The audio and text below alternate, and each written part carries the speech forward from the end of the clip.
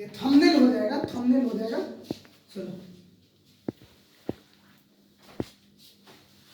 Good morning बच्चों, आज हम इतिहास पढ़ रहे हैं। इतिहास, हिस्ट्री मतलब इतिहास होता है। दूसरा क्लास है। हमने सामंतवादी तक ले पढ़ लिया था, ठीक ना जी? सामंतवाद के बारे में पढ़ लिया था। आज हम पढ़ेंगे मध्यम वर्ग क्या कहलाता है। तो देखिए, मध्यम वर्ग का मतलब क्या होता है, यानी कि समाज के वैसा वर्ग जो छोटे मोटे व्यापार और नौकरियों के माध्यम से अपना जीवन यापन करते हैं, वो मध्यम वर्ग के अंतर्गत आते हैं। चलिए, जो बोर्ड पर हमने परिभाषा लिखा है उसके बारे में चर्चा करते हैं। समाज में रहने वाले वैसे लोग जो अपना जीवन निर्वाह छोटे व्यापार और नौकरियों के माध्यम से करते हैं, उसे मध्यम वर्ग कहा जाता है। ठीक है, मध्यम वर्ग में क्या होता है कि आदमी अपने जीने के लिए छोटा मोटा काम, चाहे व्यापार होगा या नौकरी करता है, वे मध्यम वर्ग के अंतर्गत आते हैं। दूसरा पॉइंट आपका है कि सर्वाहार वर्ग क्या कहलाता है। सर्वाहार यानी कि सभी के लिए वर्ग, यानी सर्व जोड़ आहार। सर्वाहार का संधि विच्छेद क्या होता है? सर्व जोड़ आहार। सर्व माने सभी होता है। चलो बाबू, समाज में रहने वाले वैसे लोग जिसमें गरीब, किसान, मजदूर शामिल होते हैं, उसे सर्वाहार वर्ग कहा जाता है। तो आपसे प्रश्न पूछेगा कि किस वर्ग को सर्वाहार वर्ग कहा जाता है? तो जिस वर्ग में गरीब होंगे, किसान होंगे और मजदूर होंगे, उन्हें सर्वाहार वर्ग कहा जाएगा। चलिए भाई, एक और पॉइंट आपको मैं बताना चाहूंगा। सर्वाहार वर्ग के पास पूंजी की अभाव होती है, अर्थात उनके पास पैसे की कमी होती है, जिसके कारण जो उनकी स्थिति होती है दयनीय होती है, अर्थात वे बेचारे गरीबी में ही रहते हैं। ठीक है। साम्राज्यवाद किसे कहते हैं? क्या है जी? साम्राज्यवाद। जब कोई बड़ा देश किसी छोटे देश पर जबरदस्ती अपना अधिकार जमा लेता है, उसे साम्राज्यवाद कहते हैं। एक मिनट समझ लो, एक उदाहरण लेते हैं। तुम्हारे गांव में कोई एक स्ट्रॉन्ग व्यक्ति है, यानी बलवान व्यक्ति है, और कमजोर व्यक्ति को पटक पटक कर मारता है, ठीक है ना? तो उसी का मतलब ये हुआ कि जब कोई बड़ा देश है अपने से कमजोर देश पर उनका जो अधिकार है उसको छीन लेता है, उसे क्या कहते हैं बाबू? साम्राज्यवाद कहते हैं। साम्राज्यवाद का अर्थ होता है शोषण करना। क्या होता है? शोषण करना। साम्राज्यवाद एक भाषा, यानी एक लाइन में याद कर लो कि किसी कमजोर व्यक्ति को बलवान व्यक्ति द्वारा पटक पटक मारने की क्रिया को साम्राज्यवाद कहते हैं। समझने के लिए परिभाषा नहीं होता है। इसका मतलब यह हुआ कि किसी बड़े देश द्वारा छोटे देश पर जबरदस्ती उसके अधिकारों को छीन लेना क्या कहलाता है? साम्राज्यवाद कहलाता है। साम्राज्यवाद का अर्थ क्या होता है? शोषण करना। बताइए, अंग्रेज हमारे क्या करते थे? शोषण करते थे ना जी। हमारे यहाँ के सामानों पर उनका अधिकार था। देश हमारा, लेकिन अधिकार किनका था? अंग्रेजों का, क्योंकि हम गुलाम हो चुके थे। आगे कहता है बाबू, एक बहुत अच्छा टॉपिक है। देखो, जिनका नाम है नेपोलियन। क्या है? नेपोलियन। नेपोलियन एक व्यक्ति है जो कहता है कि मेरे डिक्शनरी में कोई भी असंभव शब्द नहीं है। ठीक है ना जी? भारत में समुद्रगुप्त को नेपोलियन का उपाधि दिया गया है। समुद्रगुप्त थे, उनको नेपोलियन कहा जाता था। तो नेपोलियन के बारे में हम थोड़ा जान लें। इनका पूरा नाम था बोनापार्ट दी नेपोलियन। क्या था? बोनापार्ट दी नेपोलियन। आइए, नेपोलियन बोनापार्ट का जन्म कब हुआ था? तो 15 अगस्त 1769 ईस्वी को नेपोलियन बोनापार्ट का जन्म कहाँ हुआ था? तो कहाँ हुआ था? अभी हमने पढ़ा था पिछले क्लास में फ्रांसी क्रांति पढ़ा था ना जी। फ्रांसी क्रांति पढ़ा था। उसी क्रांति में बेचारे ये एक सेनापति थे, ठीक ना जी? सेनापति थे। और जैसे ही युद्ध होती है उस समय ये बेचारे राजनीतिक में प्रवेश करते हैं। आगे, नेपोलियन बोनापार्ट का जन्म कहाँ हुआ था भाई? फ्रांस में हुआ था। नेपोलियन बोनापार्ट का जन्म कब हुआ था? 15 अगस्त 1769 ईस्वी को। कब हुआ था? फ्रांस की क्रांति कब हुई थी? 1789 ईस्वी में हुई थी। आगे, फ्रांस के क्रांति में नेपोलियन किस पद पर था? तो वह सेनापति के रूप में था। किस पद पर था? सेनापति। उसे महान सेनापति के नाम से भी जाना जाता है। बहुत अच्छा काम किया था, अपने सेनाओं का संचालन करता है वही सेनापति होता है। सेनापति पीछे युद्ध नहीं लड़ता है, सेनापति आगे होकर युद्ध को लड़ता है। ठीक है ना जी। आगे कहता है बाबू, नेपोलियन बोनापार्ट की राजनीतिक में कब प्रवेश किया? तो 1789 ईस्वी में जब वहां पर क्रांति हुई थी तो वह राजनीतिक में अर्थात वह नेता बन गया।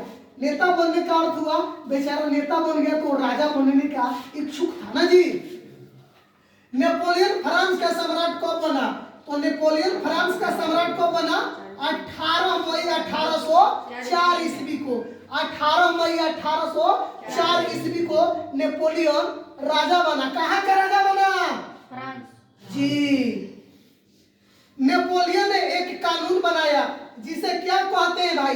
नेपोलियन ने एक कानून बनाया जिसे नेपोलियन संहिता कहते हैं। एक चीज बताइए, आपसे यदि पूछ दे कि नेपोलियन के बारे में लिखे तो कितने बच्चे लिख सकते हैं? सभी लिख सकते हैं। क्यों? क्योंकि जितना मैंने पॉइंट बताया उतना आप लिख सकते हैं। नेपोलियन के बारे में लिखे तो सबसे आप पहले बताइएगा, नेपोलियन का जन्म फ्रांस देश में हुआ था। उनका जन्म 15 अगस्त 1769 ईस्वी को हुआ था। नेपोलियन फ्रांस की क्रांति में सेनापति के रूप में कार्यरत था। ठीक है जी। नेपोलियन फ्रांस का सम्राट बना 1804 ईस्वी में। नेपोलियन ने एक कानून बनाया जिस कानून को नेपोलियन संहिता के नाम से जानते हैं। सभी बच्चे इस पॉइंट को यदि नेपोलियन के बारे में लिखना चाहें तो लिख सकते हैं कि नहीं? आप लिख सकते हैं क्योंकि सारे पॉइंट दे दिए गए हैं। आगे कह रहा है जी कि नेपोलियन द्वारा किए गए कार्यों को लिखे। अर्थात इसका कहने का मतलब ये हुआ नेपोलियन ने कौन कौन सा कार्य किया उन कार्यों को आप लिखे। ऐसे भी हो सकता है कि नेपोलियन के योगदानों को लिखे। नेपोलियन ने क्या योगदान दिया, तो आप ऐसे भी लिख सकते हैं कि नेपोलियन द्वारा किए गए कार्य निम्नलिखित है या नेपोलियन द्वारा किए गए योगदान निम्नलिखित है। बाबू, उन्होंने विशेषाधिकार को समाप्त कर दिया गया। जैसे कि वहां पर कुछ वर्गों को विशेष अधिकार दे दिया गया था, जो कि पिछले क्लास में मैंने आपको बताया था। किनको? पादरी और कुलीन वर्गों को वहां पर विशेष अधिकार प्राप्त था। बाकी लोगों के जीवन कैसे थी? दयनीय थी। तो उन्होंने विशेषाधिकार को क्या कर दिया? समाप्त कर दिया। यातायात के साधन को सुगम और सस्ता कर दिया। अर्थात कहने का मतलब सुगम माने आसान होता है। यातायात यानी कि जो गाड़ी घोड़ा गाड़ी होती है वहां पर आने जाने के साधन को बेचारा आसान कर दिया। आगे संचार व्यवस्था को अच्छा और सुगम कर दिया। संचार मतलब आज हम लोग मोबाइल को क्या कहते हैं? संचार के माध्यम से। संचार के माध्यम से पत्र भी होते हैं, पत्रिकाएं भी होती है। जो हम लोग चिट्ठी पहले लिखा करते थे ये संचार के माध्यम है। रेडियो हुआ, टेलीविजन हुआ, ये सब क्या है? संचार के माध्यम है। आगे बाबू, आर्थिक असमानता को दूर करने का प्रयास किया। आर्थिक समानता का मतलब ये हुआ कि कोई भी वर्ग भूखा न रहे, सभी वर्गों पर वह विशेष रूप से ध्यान दिए और उनकी कमाई यानी आर्थिक स्थिति पर उन्होंने बल दिया। किसने बल दिया? नेपोलियन बोनापार्ट ने दिया। आगे बाबू कह रहा है सामंतवादी व्यवस्था को समाप्त कर दिया गया। सामंतवादी व्यवस्था किसे कहते हैं?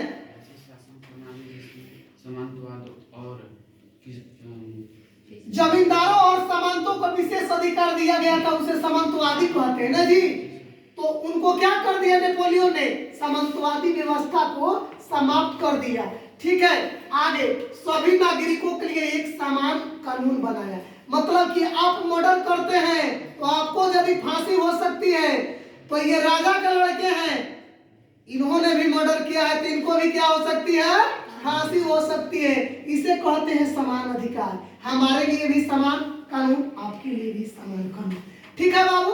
आगे कहता है कि शिक्षा में सुधार किया। शिक्षा में सुधार किया। किसने शिक्षा में सुधार किया? नेपोलियन ने। पुनः एक बार आ जाते हैं, नेपोलियन द्वारा किए गए कार्यों को लिखे। तो कैसे लिखेंगे? नेपोलियन द्वारा किए गए कार्यों में लिखित है। सबसे पहले उन्होंने विशेषाधिकार को समाप्त किया। किस देश में समाप्त किया? फ्रांस में। ठीक है जी। क्यों फ्रांस में समाप्त किया? क्योंकि वो फ्रांस का सम्राट बना था ना। नेपोलियन कहाँ का सम्राट बना? फ्रांस का।